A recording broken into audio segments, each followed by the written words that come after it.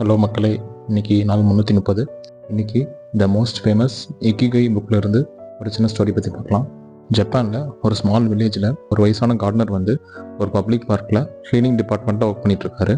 அவர் வந்து ஒவ்வொரு நாள் காலையில் ஏர்லி மார்னிங் வந்து சன்ரைஸ்க்கு முன்னாடியே போய் அங்கே இருக்க பிளான்ஸ்க்கெலாம் தண்ணி விட்டுட்டு லீவ்ஸ்லாம் வந்து ட்ரிம் பண்ணிவிட்டு கீழே இருக்க புல் தர அங்கே இருக்க பார்க் பெஞ்சஸ் எல்லாமே வந்து க்ளீன் பண்ணுறது தான் அவரோட வேலை.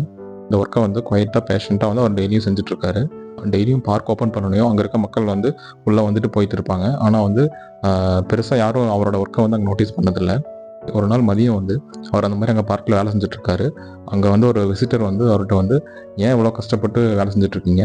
இங்கே வந்து யாருமே உங்களை வந்து பெருசாக பாராட்டுறது கூட கிடையாது, ஏன் உங்களை கவனிக்கிறது கூட கிடையாது, அப்புறம் ஏன் இவ்வளோ கஷ்டப்பட்டு வேலை செய்கிறீங்க அப்படின்னு கேட்குறாரு. அதுக்கு அந்த கார்டனர் வந்து சிரிச்சுட்டே திருப்பி சொல்கிறாரு, நான் வந்து யாரோட பாராட்டுக்காகவும் மரியாதைக்காகவும் வேலை செய்யலை. தினமும் இங்கே வந்து நிறைய பேர் வந்து அவங்களோட நிம்மதிக்காக வந்து உட்காந்து ரிலாக்ஸ் பண்ணிட்டு போகிறாங்க. குழந்தைங்க வந்து விளையாடுறாங்க. பார்க் வந்து க்ளீனாக நீட்டாக இருந்தால் தான் அவங்களுக்கு வந்து ஒரு பீஸ்ஃபுல்லான ஒரு என்விரான்மெண்ட் கிடைக்கும். அதுக்காக தான் நான் வேலை செய்கிறேன் அப்படின்னு சொல்கிறாரு. சில மாதம் கழிச்சு அந்த விசிட்டர் வந்து திரும்பவும் அந்த பார்க்குக்கு வராரு. அப்போ வந்து அந்த பார்க் வந்து இன்னும் செழுமையாக அழகாக நீட்டாக இருக்குது.